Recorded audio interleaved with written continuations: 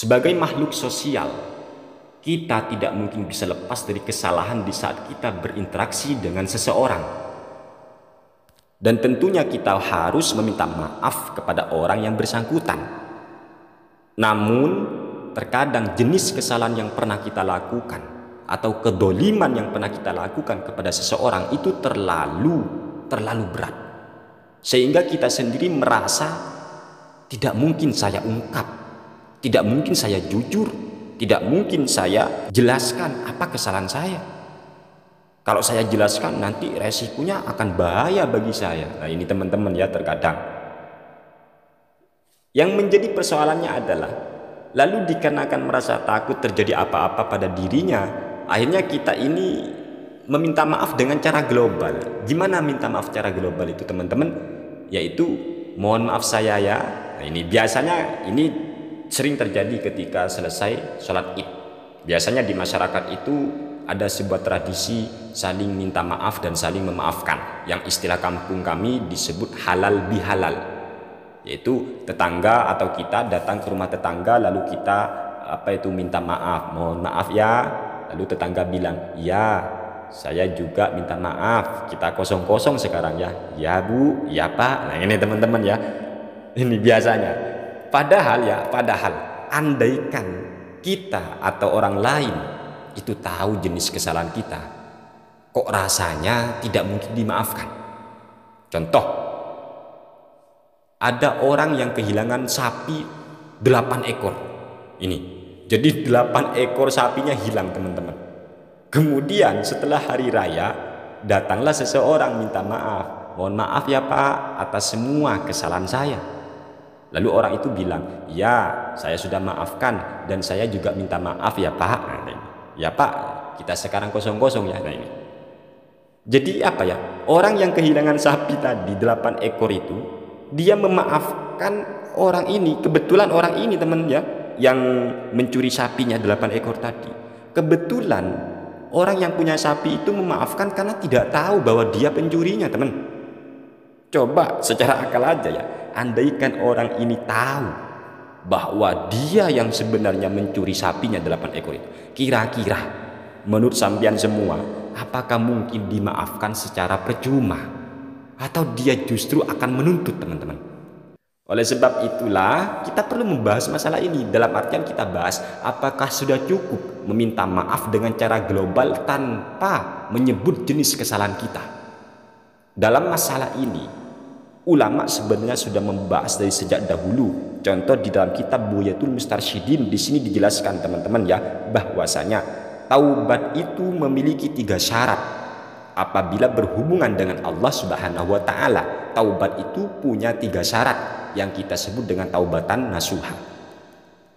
Pertama, kita harus punya rasa menyesal dikarenakan sudah melakukan perbuatan seperti itu. Yang kedua, pada waktu itu juga kita harus segera meninggalkan perbuatan tersebut. Yang ketiga, kita punya keinginan yang kuat atau berjanji untuk tidak mengulangi perbuatan itu lagi. Ini apabila dosa atau kesalahan yang kita lakukan bersangkut paut dengan Allah. Cukup 3 teman-teman, yaitu menyesal, kemudian segera tinggalkan perbuatan itu, dan jangan pernah mengulangi lagi. Wes cukup kalau berhubungan dengan Allah.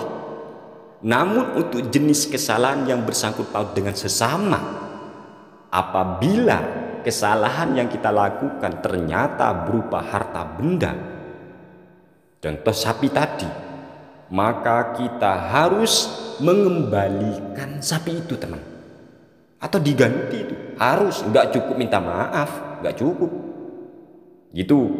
Jadi harus, dan bahkan kita pasrah sudah, mau diapain oleh orang yang bersangkutan itu, kita harus pasrah gitu teman-teman. Atau minta halalnya, halalkan saja sudah ya gitu. Ini jadi nggak cukup minta maaf, mohon maaf ya, mohon maaf untuk apa itu? Coba andaikan kesalahannya mencuri 8 sapi itu dilontarkan, ayo rasanya mau dipentung ya. Kan yang ini teman-teman ya. Jadi gitu, harus dikembalikan sapinya, kemudian dia sudah pasrah mau disanksi apa dan semacamnya, atau minta halalnya aja gitu.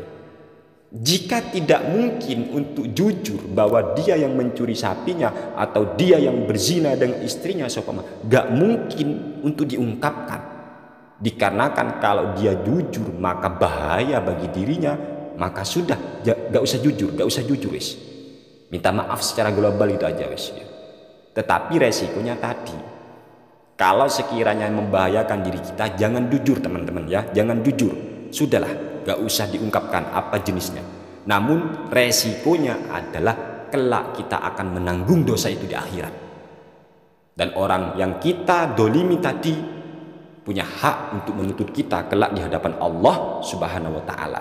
Sehingga solusinya cuma satu, apa itu? Perbanyak amal ibadah, perbanyak kebaikan untuk menambal kesalahan kita kelak di hari pembalasan amal. Sudah, dalam artian pahala yang kita lakukan, perbuatan baik yang kita lakukan itu untuk menambal dosa-dosa kita. Jadi nanti pahala kita diberikan orang itu teman-teman ya.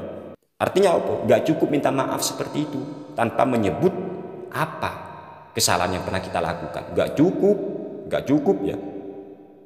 Hal ini juga berlaku kepada seseorang yang punya salah terhadap orang lain, sedangkan orang itu belum sempat minta maaf, ternyata orang yang dia zolimi mati.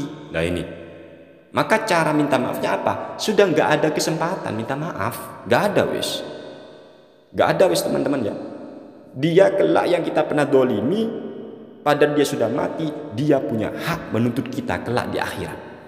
Solusinya tadi wis, perbanyak wis perbuatan baik, perbanyak untuk menambal dosa kita kelak kepada sang mayit itu. Gitu teman-teman. Makanya minta maaf itu jangan nunda-nunda waktu, ya. Bahkan nunda waktu itu juga bagian dosa lagi teman-teman. Gitu. Makanya banyak orang Islam kita ini sering ya hanya meminta maaf dikarenakan tadi pagi kita melihat aurat, tadi pagi kita ghibah, tadi pagi kita mendengar ghibah, tadi pagi saya mendolimi orang, hanya malam bertaubat. Dan ketika bertaubat dia cuma ini teman-teman, ya Allah ampuni dosa saya karena saya tadi mata ini melihat aurat, telinga ini mendengar ghibah. Itu aja kan, jenis dosanya saja yang minta apa diistighfari oleh orang tadi.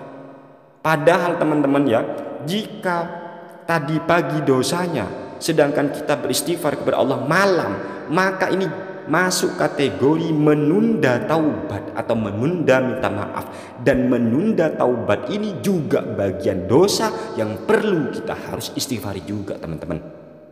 Jadi jelas bahwasanya tidak cukup sebenarnya minta maaf secara global tanpa menyebut jenis kesalahan kita. Andaikan orang itu tahu kesalahan kita, kayaknya secara akal teman-teman gak mungkin dimaafkan.